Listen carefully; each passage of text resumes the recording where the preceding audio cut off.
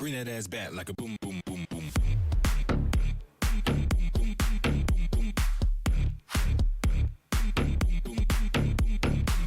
Bring that ass back like a boom, boom, boom, boom. प्रणाम, जय जिनेन्द्र। आप सभी शाता में होंगे, आप सभी खुश होंगे। इसी उम्मीद के साथ ये आज का वीडियो मैं रिकॉर्ड करने जा रहा हूँ। अभी हमारी ये जैनिज्म आशीष, ये जो रिलीजियस यूट्यूब चैनल है, आध्यात्मिक चैनल है, इस चैनल पर 370 सब्सक्राइबर है और एवरेज 1.5 घंटा रोज मेरी चैनल अलग अलग जगह पे देखी जा रही है। तो first of all thank you very much जिन्होंने हमें सब्सक्राइब किया है, जो हमें सुनते हैं। एक ही रिक्वेस्ट है, अगर आपको अच्छा लग रहा है वीडियो और वाकई कुछ नॉलेज बढ़ रहा है तो आप इस चैनल को और वीडियो को ग्रो करने के लिए, इसकी प्रगति हो, इसके लिए इसको फॉरवर्ड जरूर कीजिए। अलग अलग कंट्री में जो बसने वाले लोग हैं, जहां प्रभु का डेरासर मंदिर जिनालय नहीं है या फिर बहुत कठिन है, तो उन लोगों को इस माध्यम से बड़े बड़े विद्वान आचार्य भगवंत का आशीर्वाद रूप इनकी जो पुस्तक की किताब है जो हम पढ़ रहे हैं, वो सुन सके और अपने आत्मा का कल्याण कर सके। इसके लिए हमने ये सोशल मीडिया पसंद किया है और मुझे 100% उम्मीद है कि जिस हिसाब से अभी हमारा टोटल 50,000 व्यू आए हैं, तो thank you very much for support. इसके अलावा हमारी एक दूसरी चैनल है जिसका नाम है जीव दया आशीष। ये चैनल का नाम है जैनिज्म आशीष और डेली अलग अलग एरिया में पंछियों को हम खाना खिलाते हैं without expectation of money, right. तो वो भी इंस्पिरेशन के लिए बहुत काफ़ी है। इस माध्यम से मैं सबसे अनुरोध करूंगा कि आप अपने घर के आसपास या ऑफिस बिजनेस प्लेस के आसपास जहां भी पंछी खाना खाने आते, दाना चुगने आते, वहां जरूर से रोटी या चावल या कुछ भी आप रखो, मूंग रखो, और इतना नहीं तो एटलीस्ट वाटर, पानी आप मिट्टी के गमले होते हैं उसमें रखा करो। ये मेरी आप सबसे नम्र अपील है। अभी गर्मी का मौसम है तो उनको पानी की बहुत ज़रूरत होती है, प्यास लगती है। तो आप सब जीव दया आशीष वो चैनल को भी विजिट कीजिए, वहाँ देखिए। अलग अलग अहमदाबाद, गुजरात, भारत में अहमदाबाद सिटी में अलग अलग एरिया में, गांव में, जंगल में हम पंछियों को खाना खिलाने का एक शुभ कार्य भी कर रहे हैं। तो बात करते हैं इस वीडियो में, जो हम ध्यान और जीवन, लाइफ एंड मेडिटेशन, परम पूज्य आचार्य भगवान भुवन भानु सूरीश्वर जी महाराजा लिखित एक टोटल गुजराती में बुक है और बहुत सारे वीडियोस हमने बनाए, अभी भी चालू है। तो लास्ट वीडियो में हमने बात करी थी ललितांग महर्षि, तो उनकी बात आगे हम करेंगे। आई होप आप सबको अच्छा लग रहा होगा, आप एंजॉय कर रहे होंगे। तो डेली मेरी रिक्वेस्ट है, आपका जो भी संसार का कार्य करने का, आमदनी कमाने का जो टाइम है, उसके अलावा जो सोशल मीडिया में आप टाइम स्पेंड करते हो, वहाँ से थोड़ा टाइम बचा के जैन दर्शन की जो बताई गई विधियां है, सूत्र है, प्रतिक्रमण है, सामायिक है, वो सब विधि में भी आप टाइम इन्वेस्ट करो और एटलीस्ट हमारी जैनिज्म आशीष चैनल को विजिट करो। वहाँ आपको ये सब सूत्र की गाथाएं डीप में किसी को सब सुनना ही है तो उनको याद रह जाएगी। एक एक लिटी, एक एक गाथा हमने 4-4, 5-5 बार बोल के उसके जो मीनिंग है वो भी गुजराती में समझाए। और बच्चों के लिए तो बेस्ट है, उनको सिर्फ सुनना है। एक एक सेंटेंस में 5-5, 10-10 बार बोले हैं और प्लेलिस्ट है अलग अलग, तो आप जरूर विजिट कीजिए। आई होप आप सबको अच्छा लगेगा। तो शुरू करते हैं हम आज का वीडियो।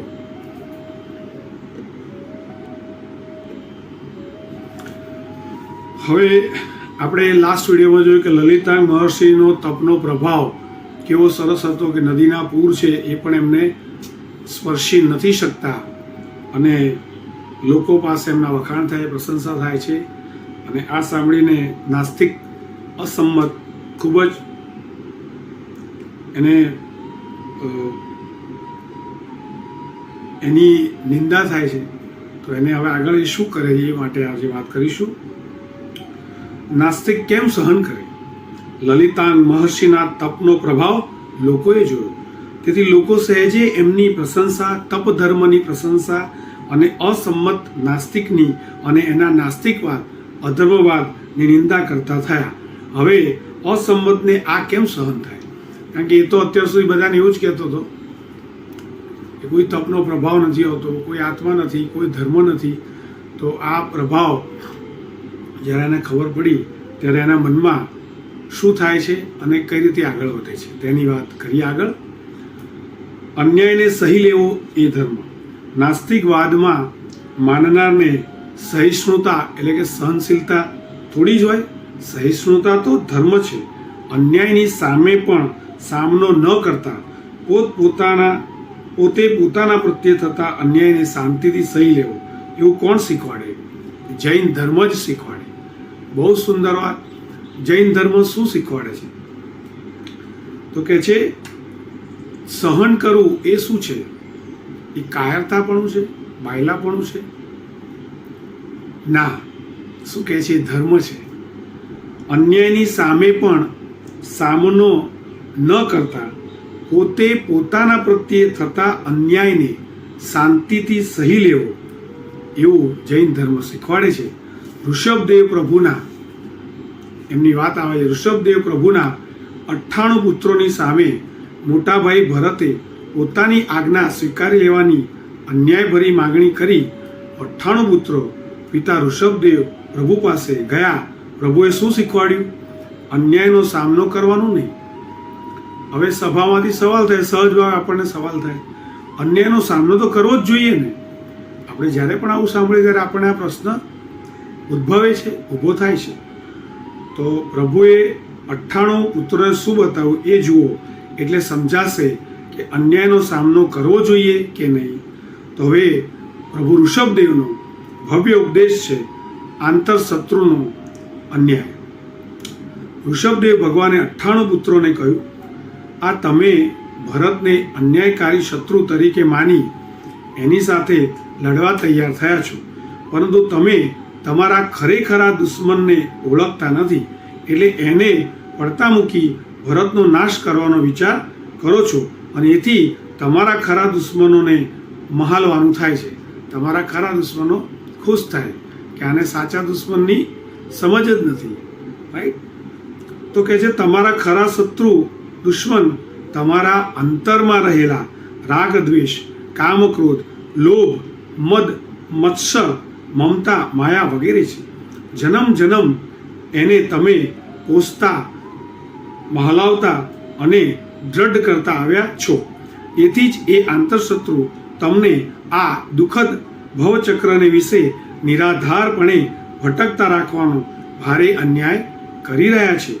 એણે જ તમારી પોતાની અનંત જ્ઞાન, સુખમય આત્મસમૃદ્ધિ પ્રગટ ન થવા દેવાનો તમને ભારે અન્યાય કર્યો છે। આ અન્યાય તમને ખૂંચે છે? આ અન્યાય તમને ખૂંચે છે? અરે એના પર દ્રષ્ટિ પણ છે? એને પૂછીને કેવી દુર્દશા ઊભી રાખી રહ્યા છો? જીવ જો આ રાગ આદિ આંતરશત્રુઓને ન પોષે, ન ઊભા રાખે તો પછી એને સંસારની ચારેય ગતિઓ અને 84 લાખ યોનિઓમાં નિરાધાર અને બેહાલપણે ભટકાવનારું બીજું શું કારણ છે? તો બહારનાને મારવાનું શંકા ભર્યું. હે ભાગ્યવાનો, ભગવાન કહે છે, હે ભાગ્યવાનો, એટલું સમજજો કે કદાચ બહારના દુશ્મનને મારી, અલબત્ત મારવાનું તમારા હાથમાં નક્કી નથી. એનું પુણ્ય જોર કરતું હોય ને તમારો પાપનો ઉદય હોય તો એને મારવા જતાં તમારે જ મરવાનું થાય. પણ કદાચ તમારું પુણ્ય જોર કરતું હોય તો તમે એને મારી શકો, છતાં એને મારી તમારી સામેના એના અન્યાયને મિટાવી શકો. પરંતુ તેથી શું, તમે થોડા જ અમર છો? સમજી રાખો, તમારા પર યમ શત્રુની મોટી સત્તા છે, એટલે તમારે પણ આગળ જઈને મરવું તો પડશે જ. એ વખતે તમે પેલા બહારનાનો અન્યાય મિટાવીને સુરક્ષિત રાખેલા તમારા રાજ્યપાટ અને લક્ષ્મી, લાડી, વાડી, ગાડીના વિષયો તમને જરાય બચાવી શકશે નહીં, કે એ વિષયો તમારી પાછળ લાગશે નહીં, તમારી સાથે જોડે આવશે નહીં. તો અન્યાયના સામનાથી સરવાળે ક્યાં બચ્યા? આગળ કર્મના અન્યાય લાગશે તેનું શું? બહુ સુંદર વાત કરી કે ધારો કે દુશ્મનને, સામેવાળાને મારવાનું તમારા હાથમાં નક્કી નથી અને એનું પુણ્ય જોર કરતું હોય અને તમારો પાપનો ઉદય ચાલતો હોય. આપણે કોઈને મારવા જઈએ, એનું પુણ્ય જોર કરે, ભલે એ ખોટો હોય, અને એ વખતે આપણને ખબર છે કે આપણો પાપનો ઉદય છે અને આપણે એનો સામનો કરવા ગયા, તો લોસ આપણને જ થાય, મરવાનું આપણે જ થાય. અને જો કદાચ તમારું પુણ્ય જોર કરતું હોય તો તમે એને મારી શકો, છતાં એને મારી તમારી સામેના એના અન્યાયને મિટાવી શકો. એક ટાઈમ આપણું પુણ્ય જોર કરતું હોય આપણે એને મારીએ તો આપણે એ વ્યક્તિએ આપણને જે અન્યાય કર્યો છે એને તમે મિટાવી બી શકો. પરંતુ કોઈને મારવાથી શું ફરક પડવાનો? એ તો કર્મ બંધ થવાનો જ છે. અત્યારે તમારું પુણ્ય જોરમાં છે તો તમે ફાવી ગયા, અને એ કરીને તમે જે કંઈ ગાડી વાડી લાડી બધું સાચું બનાવ્યું છે બધું કંઈ મર્યા પછી જોડે આવવાનું નથી. પણ તમે એના પર તમારી સામે થયેલા અન્યાયનો બદલો લેવાની પણ વૃત્તિ ન રાખવી જોઈએ. વૃત્તિ ન રખાય, એને લગતી પ્રવૃત્તિ ના કરાય. માત્ર પ્રભુ કહે છે કે માત્ર સહન કરી લેવાનું. નહીતર આજે તમે પુણ્યના જોરથી જીતી ગયા, પણ એ નવો કર્મબંધ ઊભો થાય, એ આત્મા, સામેવાળો આત્મા, એના મનમાં દાજ રહે, એ પણ મરીને ક્યાં જાય, આપણે પણ મરીને બીજી યોનિમ જઈએ. તો આ દુઃખદ ચક્ર ચારે ગતિવાળું ક્યાંક ને ક્યાંક એ આત્મા આપણી સામે આવશે તો એ એને બધા સંસ્કારો યાદ આવશે જ, કારણ કે એ અલગ અલગ ભાવમાં ગુણાકાર થતો જવાનો. આપણે જોયું છે ઘણી વાર સહજ રીતે કોઈ વ્યક્તિને પહેલી જ વાર જોઈએ તો આપણને એ વ્યક્તિ માટે અણગમો થાય છે. ફર્સ્ટ ટાઈમ જ જોયું હોય આપણે લાઈફમાં, પણ એ ખબર નથી પડતી કે કેમ આપણને આ વ્યક્તિ નથી ગમતો. અંદર અંદર સિક્સ સેન્સ એમ કે મજા નહીં આવે આપણી જોડે. એ શું છે? એ આગલા ભાવમાં કરેલું એ આત્મા સાથેનું બંધન, ઋણાનુબંધ. તો એ આપણે સમજવું જોઈએ. એવી રીતના ઘણી વ્યક્તિ જોડે આપણે પહેલી વાર મળીએ અને 20-50 વર્ષ સુધી આપણે છૂટા નથી પડી શકતા. એવો રાગ થઈ જાય, કારણ કે અનેક ભાવોમાં, જૂના અનેક ભાવોના પાછલા ભાવોમાં આપણે એની સાથે ઘણા સારા કર્મો કર્યા હોય, સારા બંધનથી આપણે જોડાયા હોય, પણ આયુષ્ય કર્મ તો એનો રોલ અદા કરે જ છે. એટલે શરીર તો, આત્મા તો શરીર છોડીને જવાનું જ છે. તો એ વ્યક્તિ સાથે કરેલા સારા સંબંધો અનેક ભાવ સુધી પણ રહે છે, એ પણ સંસ્કાર રૂપે રહે. એવી કોઈ વ્યક્તિને અચાનક જીવનમાં આપણે પ્રથમવાર જોઈએ ત્યારે આપણને આનંદ થાય છે, સુખનો અહેસાસ થાય છે, ગમે છે, એની વાત ગમે, એનો દેખાવ ગમે, એનું કંઈ પણ વસ્તુ આપણને ગમે. તો એ આકર્ષણ પણ આપણે આગલા ભાવમાં ઊભું કરેલું છે એમ કહેવા માંગે છે. એટલે આપણે અત્યારે પુણ્યના જોડે આપણી સામે થયેલા અન્યાયના સામનાથી બચ્યા એવું આપણને લાગે છે, પણ એ બચતા નથી. આગળ કર્મસત્તાના હાથમાં જે છે ત્યારે એ આગળના ભાવમાં પાછું આપણે ભોગવવાનું આવે છે. પછી તો તમારે એકલાએ અહીં સારી રીતે મહલાવેલા આંતરશત્રુઓ, રાગ દ્વેષ વગેરેથી અને હિંસા આદિ પાપોથી ઊભા કરેલા જંગી પાપ કર્મોના થોકથી દુર્ગતિઓમાં ભટકતા થઈ જવું પડે, દુઃખ, ત્રાસ, વિટંબણાઓમાં કચરાવવું પડે. આ અન્યાયથી કઈ રીતે બચશો? તો બોલો. અહીં તમે માનેલા બહારના દુશ્મનને ટાળ્યો અને માનેલો અન્યાય મિટાવ્યો. તેથી શું વળ્યું? મૃત્યુની સામે તમારો મત અભિમાન ક્યાં ઊભું રહેવાનું? પુણ્યે બહારના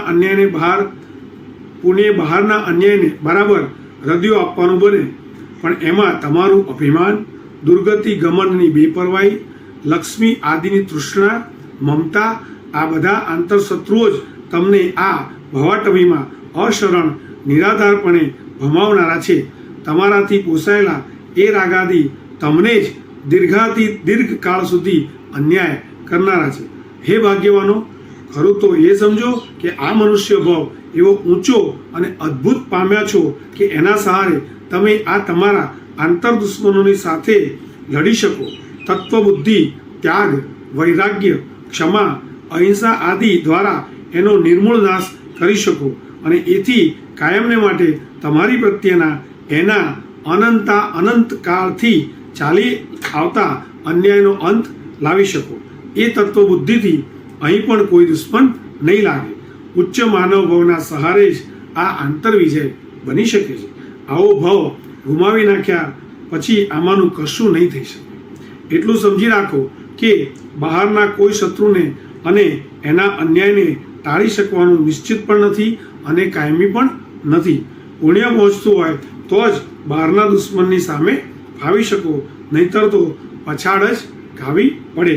વળી કદાચ માનો કે અહીં તમે ફાવ્યા તો પણ પછીના જન્મમાં સંભવ છે પાછા બહારના બીજા દુશ્મન આવવાના ને એના અન્યાય સહવા પડવાના. એટલે અહીં એ ટાળવાની વસ્તુ કાયમી નહીં બનવાની. જ્યારે આંતર દુશ્મન પર જય અને અન્યાય નિવારણ એ નિશ્ચિત અને કાયમી બને છે, એમાં બાહ્ય દુશ્મન પણ રહેતા નથી, એમનો ભય ગયો. અહીં તમે રાગ, દ્વેષ, કામ, ક્રોધ, મદ વગેરે પર તત્વદ્રષ્ટિ, વૈરાગ્ય, ઉપશમ વગેરેથી જેટલા પ્રમાણમાં ઘા કરો, જેટલા એને દબાવો એટલા એ દબાવવાનું નિશ્ચિત છે, પણ એના દબ્યા પછી અહીં અને ભવાંતરે એનું જોર ચાલતું નથી. ક્રમશઃ કાયમી અંત આવે છે. તેમજ એ પણ હકીકત છે કે અંતરના રાગાદીને દબાવ્યા પછી બહારના દુશ્મન જ લાગતા નથી. એ તો બિચારા દયાપાત્ર લાગે છે. એટલે એમ કહેવાય કે આંતર દુશ્મનોનો નિકાલ કર્યો ત્યાં બાહ્ય દુશ્મનોનો નિકાલ સહેજે થઈ ગયો. ઋષભદેવ ભગવાન 99 પુત્રને કહે છે, આ અંદરનાને દબાવવા માટે માનવ ભવ જ ભારે ઉપયોગી છે, સહાયક છે.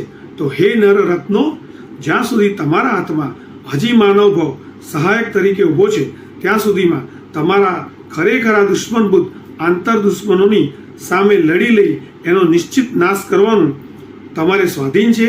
એને મૂકીને બહારના માનેલા દુશ્મનની સાથે લડી એનો નાશ કરવાની વાત કે જે શંકાસ્પદ છે, એની ગડમથલમાં ક્યાં પડો છો? કાયમનો અન્યાય ટાળવાનું છોડી કામચલાઉ અન્યાયનો સામનો કરવા શું ધમધમી રહ્યા છો? એમાં ખરું કાર્ય રહી જાય છે. હવે આ જે ભવ્ય ઉપદેશવાણી ભગવાન ઋષભદેવે તેમના 98 પુત્રોને આપી, તો હવે એને પર શું આગળ ચાલે છે? તો કે 98 પુત્રોનો જીનવાણી પર વિચાર અને વૈરાગ્ય. ભગવાનના આ ઉપદેશે 98 પુત્રો પર રામબાણ અસર કરી. એ સમજી ગયા કે ભરતનો અન્યાય તો કામ ચલાવ છે અને તે ટાળી શકાવાનું પણ નિશ્ચિત નથી. ત્યારે આંતર દુશ્મનોનો અન્યાય અનંતકાળથી ચાલ્યો આવે છે. આપણે તો એમને પોષીએ અને મહલાવીએ છીએ, જ્યારે એ આપણું કારમું નિકંદન કાઢે છે, સંસાર ચક્રમાં ભટકાવે છે. એ રાગ આદિ દુશ્મનોના લીધે જ ભરત આપણને દુશ્મન જેવો લાગે છે. જો આપણને આપણા એક જમીનના ટુકડા પર રાગ અને મદ ન હોત, એના પર મળતા કંચન, કામિની વગેરેના ક્ષણિક ભોગો ઉપર કારમી તૃષ્ણા ન હોત, તો શું કામ આપણને ભરત અન્યાયકારી દુશ્મન લાગત? જુઓ, પ્રભુએ બધું છોડ્યું તો હવે પ્રભુને ક્યાં કોઈ દુશ્મન છે જ? માટે આપણે આ છોડો અને અંતરના રાગાદી દુશ્મનોને કચરી નાખવામાં આ સહાય માનવ જન્મને કામે લગાડી દો. બસ. ભગવાનના 98 દીકરા મોટા રાજવી બનીને રાજ્ય, સમૃદ્ધ રાણીઓ અને રાજાશાહી સુખોમાં માલનારા છતાં આમ પ્રભુની તત્વવાણી એમણે ઝીલી એ વૈરાગ્ય પામ્યા અને માનવભાવને ઉત્તમ સહાયરૂપ માની એના સહારે આંતર દુશ્મનોનો નાશ કરવા માટે નિર્ધારવાળા બની ગયા. કેમ કે હવે એ આંતર દુશ્મનોનો જ અન્યાય એમને ડંખવા લાગ્યો. ભરતનો કોઈ અન્યાય જ ન લાગ્યો. પોતાના રાજ્ય અને વિષય સુખો પર રાગ રહે તો જ એના પર આક્રમણ કરનારો ભરત અન્યાયકારી લાગે ને. હવે તો રાગ જ ઉઠાડી નાખ્યો એટલે મારું રાજ્ય, મારા સુખો એ ભાવના જ ઉઠી ગઈ. જે મારું નહીં એને બગાડનારો મારું શું બગાડે છે? મને એ શો ન્યાય કરે છે? કશો જ નહીં. એ વાત મનમાં નક્કી થઈ ગઈ. પારકા રાજ્ય કે પારકા ઘર પર તવાઈ લઈ જનારો એ ક્યાં આપણો દુશ્મન લાગે છે? રાજ્ય પર આક્રમણ એ દ્વેષનું કારણ નહીં, કિંતુ આપણા રાજ્ય પર આક્રમણથી દ્વેષ, તેથી દ્વેષનું કારણ એ મમતા. તમારા જીવનમાં તમને કોઈ અન્યાય કરનાર લાગે છે ને? તમારા બહુ નિકટના ગણાતા સગા, માતા પિતા, પત્ની, પુત્ર વગેરે પણ અવારનવાર તમને અન્યાય કરતા હોય એવું લાગી આવે છે ને? કેમ હા બોલતા નથી? કહો હા, લાગી આવે છે. તમે તમારી જાતને લાયક દીકરા માનો છો એટલે માતા પિતા કશું તમારી પ્રત્યે અણગમતું બોલે ચાલે એ તમને વધારે પડતું લાગે છે, ખોટું લાગે છે, એ જ અન્યાય લાગ્યો કહેવાય. એમ તમારી જાતને તમે યોગ્ય પતિ કે પત્ની સમજતા હો, પછી સામેથી અણગમતું કંઈ થાય એ એણે અન્યાય કર્યાનું લાગે છે. આવું તો વારે વારે જિંદગીમાં નાનું મોટું કેટલું બની આવે છે. એટલે જિંદગી આખી આને અન્યાય જ માન્યા કરવાનું ને, એથી અંતરમાં ભળ્યા જ કરવાનું ને. તેમ એનો શક્ય એટલો કઠોર વાણી વર્તાવથી સામનો જ કરતા રહેવાનું ને. જિંદગી આખી આવી જવાની. તો પછી જે અંદરના અભિમાન, રાગ, મમતા, મિથ્યા જ્ઞાન વગેરે આંતરશત્રુના કારણે આ બને છે, એ આંતરશત્રુઓ અને એના અન્યાય સામે ક્યારે ઝઝૂમવાનું? એનો અન્યાય તમારા મનને ખૂંચે છે. અહીં આર્ય માનવ ભવે આવ્યા એટલે તો તમે સર્વવીરથી સુધીની ઊંચી ચીજોના હકદાર બન્યા. છતાં પણ એ અહંત્વ અને રાગ આદિ એની આડે આવે છે, એની પ્રાપ્તિ થવા દેતા નથી. થઈ હોય તો નષ્ટ કરી દે છે.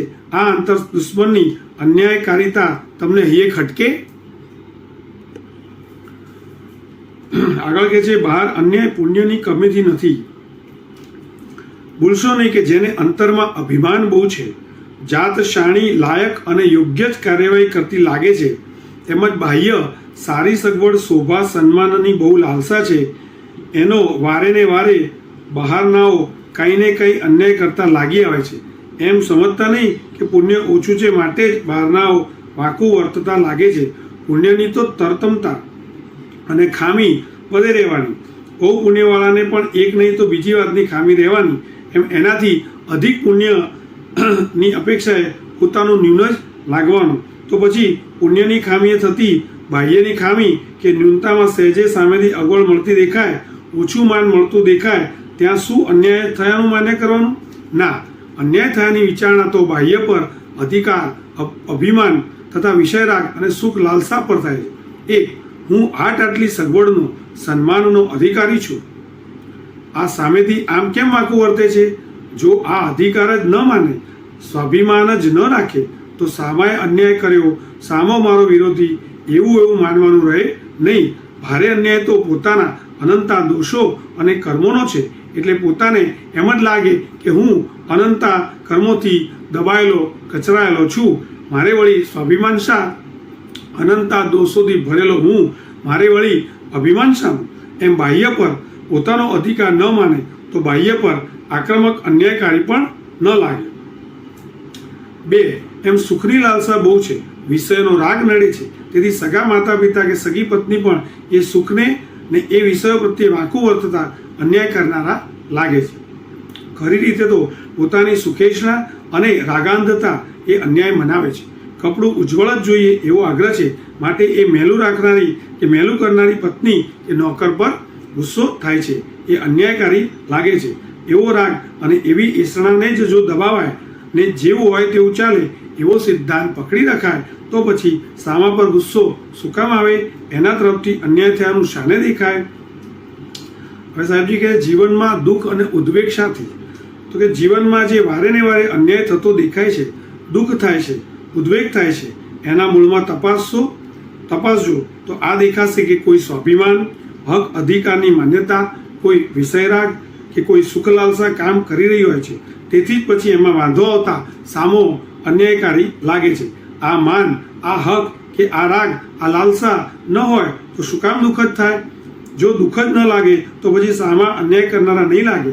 એ નહીં લાગે તો મનને સમતા ભાવ રહેશે. મહાન આત્માઓ સીતાજી જેવા વિકટ પ્રસંગમાં પણ સમતા આમ રાખી શકેલા. તો હવે આગળ, સંસારમાં વધુ ધર્મ શું થઈ શકે? આવો એક સવાલ. તો કે દેવ દર્શન, પૂજા, સામાયિક આદિ કરીને કહો છો ને કે હવે સંસારમાં બેઠા આથી વધારે ધર્મ શું થઈ શકે? તો સમજો કે આંતરશત્રુને જ અન્યાયકારી માનવાનો અને એને દબાવ્યા કરવાનો વિસ્તૃત ધર્મ સંસારમાં બેઠા બહુ થઈ શકે. સંસાર ત્યાગ નથી કર્યો અને ઘરવાસમાં બેઠા છો, છતાં આ મહાન ધર્મ ડગલે ને પગલે આરાધી શકો. અંતરના મદ, રાગ, લાલસાને નિરઅભિમાન, વૈરાગ્ય, અનાસક્તિ, તૃપ્તિ વગેરે દ્વારા દબાવતા રહેવું એ મહાન ધર્મ છે. એને આરાધતા રહેવાનું. એમાંય ખાસ કરીને જ્યારે જ્યારે સામેથી અગવડ આવી, અપમાન થયું, બહારમાં નુકસાન થયું એમ લાગે ત્યારે તરત આ પ્રયોગ ચલાવવાનો. કયો પ્રયોગ? કે જે જોવાનું કે જાતને સુયોગ્ય માને છે, જાતને સારું જ કરનારી માને છે, માટે જ સામા અપમાન કરનારા લાગે છે. સુખની લાલસા નડે છે, વિષયનો રાગ સતાવે છે, તેથી જ એમાં વાંધો વચકો લાવનારને દુશ્મન દેખે છે. એટલે ખરી રીતે આ જાતની વડાઈ, લાલસા અને રાગ જ ખતરનાક છે. એને જ મારે દાબતા ચાલવાનું. તો હવે આગળ આંતરશત્રુ દબાવવા માટે 3 ઉપાય સાહેબજી બતાવે છે. 1. જાતની કર્મ પીડિત અધમતાનું ભાન અને નિરઅભિમાન. 2. સુખની બેપરવાહી. અને 3. વિષયોની નિર્માલ્યતાનો ખ્યાલ કરતા રહેવાનો. તો આંતરશત્રુ જે છે, રાગ, દ્વેષ છે બધું, એને દબાવવા માટે કયા 3 ઉપાય છે? તો પહેલો ઉપાય સાહેબજી બતાડે છે જાતની કર્મ પીડિત અધમતાનું ભાન અને નિરઅભિમાન. 2. સુખની બેપરવાહી. અને 3. વિષયોની નિર્માલ્યતાનો ખ્યાલ કરતા રહેવાનું. બસ જાત પર અને જાતના દોષો પર આ પ્રબળ અંકુશ મૂકવાનું ચાલુ થઈ જાય એટલે પછી જાતના દોષોને લીધે સામા શત્રુ દેખાતા હશે, તેને હવે દુશ્મન દેખવાનું કે અન્યાયકારી લાગવાનું ઓછું થતું આવશે. ભગવાનના 98 દીકરાને આ સમજાઈ ગયું અને રાજ્ય આદિના રાગ જ મૂકી દીધા. દિલની મમતા છોડી એટલે મોટો ભાઈ ભરત હવે દુશ્મન કે અન્યાયકારી લાગતો નથી. હવે તો અન્યાયકારી આંતર દુશ્મન, મદ, લાલસા, રાગ વગેરે તોડવા માટે જે મનુષ્ય જન્મ મહાસહાયભૂત મળ્યો છે એને એમાં કામે લગાડી દેવાનું નક્કી કરી નાખ્યું. પ્રભુ પાસે ત્યાં ને ત્યાં જ એ દીક્ષિત થઈ ગયા. બધાએ દીક્ષા લીધી. એ સાંભળીને ભરત શરમાઈ ગયો અને આવીને ક્ષમા માંગતો કહે છે, માફ કરો, મારી ભૂલ થઈ. પધારો ઘરે, સુખેથી રાજ્ય ભોગવો. મારે તમારા પર કાંઈ આજ્ઞા અને હુકુમત ચલાવી નથી, પરંતુ આ 98 મુનિ બનેલાને તો હવે ખરા શત્રુભૂત રાગાદીનો અને એમના અનંતકાળના અન્યાયનો જ કાયમી અંત લાવો છે. તેથી ભરતના કરગરવા પર સાના લોભાય? બોલો હવે, અન્યાયનો સામનો કરવા જેવો ખરો?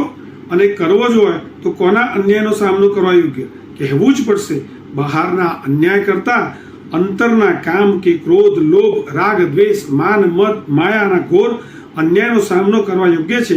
અને એ માટે એ આંતરશત્રુઓ સામે લડી લેવા જેવું છે. એટલા જ માટે બહારનાની સામે તો સહિષ્ણુતા જ કેળવવાની, સહનશક્તિ જ કેળવવાની, ક્ષમા જ રાખવાની, જેથી આંતરશત્રુ ક્રોધને મચક ન મળે. પરંતુ આ સહિષ્ણુતા આદિ કરવાનું કોણ શીખવાડે? ધર્મ જ એ શીખવે છે. ધર્મનું આ ઊંચું મહત્વ છે કે એ ક્ષમા, સહિષ્ણુતા, ક્ષમતા શીખવીને મહાશાંતિ, મહાસુખનો અનુભવ કરાવે છે. તો દોસ્તો, આપણે નેક્સ્ટ વિડીયોમાં બહુ સુંદર ટોપિક લઈને આવીશું. ઈર્ષા પર, જેલસી, એનવી એ શું છે અને એનાથી કેવું આપણા આત્માનું પતન થાય છે, અધોગતિ થાય છે. તો પળે પળે જે આપણને સતાવે છે, પળે પળે થઈ જતી વસ્તુ છે ઈર્ષા, એની વાત આપણે ચોક્કસ નેક્સ્ટ ટોપિક છે. ધ્યાન અને જીવન પુસ્તકનો 30 નંબરનો ટોપિક છે ઈર્ષા. આત્મહિતની જરૂરિયાતો છે, આત્માનો ધર્મ છે કે નહીં? ઈર્ષા ઘણા કે થઈ જાય છે એમના પહેલાના સંસ્કાર, તો એ શું છે એના પર આપણે વાત કરીશું. तो ये था आज का टॉपिक कि परमात्मा ऋषभदेव के पास जब उनके 98 पुत्र आते तो वो सभी पुत्रों को, उनका जो बड़ा भाई भरत चक्रवर्ती राजा थे और ऋषभदेव भगवान का बड़ा लड़का, बड़ा पुत्र, तो अंदर अंदर जो उनको एक दूसरे के साथ प्रॉब्लम था, तो ये 98 जो उनके पुत्र थे वो भगवान ऋषभदेव के पास जाते कि वो ही सॉल्यूशन ला सकते, सब पूछते। तब भगवान ने उनको समझाया कि रियल में ये एनिमी कौन है, हमारे जो शत्रु है, दुश्मन है, कौन है। जितने भी हम बाहर की दुनिया में बाहर के लोगों से जो भी प्रॉब्लम होता है, तो वो रियल हमारे शत्रु नहीं है, वो हमारे दुश्मन नहीं है, एनिमी नहीं है। हमारे अंदर जो बैठा है, ये पॉजिटिवनेस, मालिकी का भाव, प्राउड, ईगो, जेलसी, वो सब की वजह से ये एक क्रोध आता है, एंगर आता है। तो ये कैसे दूर होगा, ये कैसे दूर करते हैं बड़े लोग, और भगवान ने क्या बोला ये सबको दूर करने के लिए, और भगवान ने खुद कैसे किया ये सब दूर। तो वो सभी इसी किताब के अंदर अलग अलग टॉपिक में दिखाया गया है। इस किताब के माध्यम से जब भी हमारे जीवन में डेली जो भी प्रॉब्लम्स आते हैं, वो प्रॉब्लम्स लाने वाले कौन है, क्या बाहर के लोग हैं, बाहर का फैक्टर नहीं, वो सब हमारा किया धरा है। तो वो समझना है कि अगर मैं चेंज करता हूं तो पूरी दुनिया चेंज हमें दिखाई देगी। हालांकि ज़्यादातर लोग सामने वाले को चेंज करने के लिए मेहनत करते हैं, तो उसकी जगह भगवान कहते हैं कि आप सामने मेहनत करने का बंद करो। आपके साथ ही क्यों ऐसा हो रहा है, आपने ऐसा क्या किया होगा कि आपको ये क्रोध आ रहा है, आपका ईगो क्या है, राइट। तो ये सब चीज परमात्मा हमें सिखाते, और ये जितने भी पुस्तक लिखने वाले महात्मा है, बड़े ज्ञानी है, तो वो लोगों ने अपना जीवन चेंज किया। तो हम भी अपने जीवन में ये सब जो ऑब्स्टेकल्स है, विघ्न है, प्रॉब्लम है, तकलीफ है, दुख है, चिंता है, टेंशन, वो सब दूर आसानी से कर सकते हैं। मेरा दावा है कोई भी आदमी अगर ये बुक दिल से पढ़ेगा, सुनेगा, तो उनको पता चलेगा कि वास्तव में जो हम अंदर है वही हम बाहर दिखाते हैं। हमारे अंदर अगर अंदर क्रोध बैठा है तो वो अपनी वाणी, वर्तन में, व्यवहार में क्रोध बाहर दिखाई देगा। जैसे परमात्मा महावीर को चंड कौशिक सर्प ने उनको दंश मारा था, उनको मारने के लिए 3 बार, तभी भी परमात्मा महावीर को क्रोध नहीं हुआ, क्योंकि उनके आत्मा के अंदर, उनके अंदर क्रोध था ही नहीं, सिर्फ प्यार था लोगों के लिए। बाहर कोई कितना भी उनको तकलीफ दे तो मुस्कुराते थे, तब जाके वो सामने वाले का दिल जीत पाते थे, और सामने वाला फिर उनको फॉलो करता था, उनकी बातें सुनता था। तो ये प्यार से जीता जाता है, और प्यार से जीतने के लिए हमें पहले थोड़ा कष्ट सहन करना पड़ेगा, और ये स्वीकारना पड़ेगा कि हमने पिछले जन्म में कहीं ना कहीं ऐसी कुछ गलती करी है, इसकी वजह से सामने वाला मुझे ऐसा कर रहा है। कोई भी जन्म ऐसा रहा होगा जब हमने परमात्मा का नहीं सुना होगा, खुद की सुनी होगी, तो ये सब की वजह से ये सब प्रॉब्लम होता है।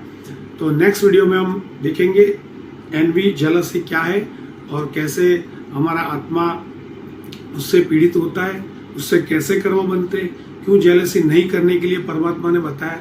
तो मैं आशा करता हूँ आप सबको ये बहुत छोटे छोटे टॉपिक है, बहुत ही काम लगेंगे लाइफ में।